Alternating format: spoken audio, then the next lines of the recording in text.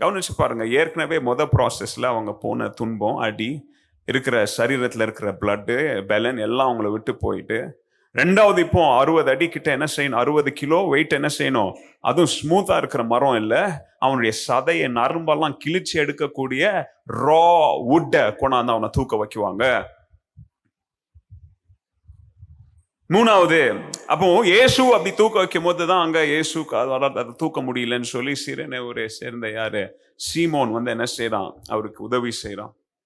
So அப்போ அந்த ஒவ்வொரு படி அவங்க எடுத்து வைக்கும் போது அந்த பலன் இல்லாத சூழ்நிலை அந்த மரம் அவங்களை கீழே தள்ளும்.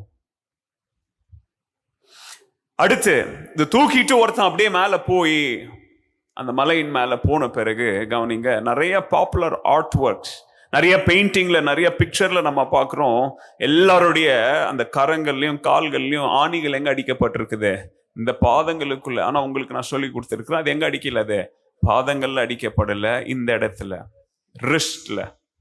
அதே மாதிரி கால்ல என்ன கிடையாது, கால்ல இல்ல, சைட்ல. கவனிங்க, மணிக்கட்டுக்குள்ள ஆணிகள் என்ன செய்யப்பட்டாயிட்டு அடிக்கப்பட்டது.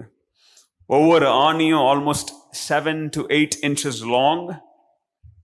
ஒவ்வொரு ஆணியும் நான் சொன்ன புது ஆணியை ஃப்ரெஷ்ஷா ப்ரிப்பேர் பண்ணி கொண்டு வர மாட்டான், துரு பிடிச்ச மோசமான ஆணியை கொண்டு வருவான்.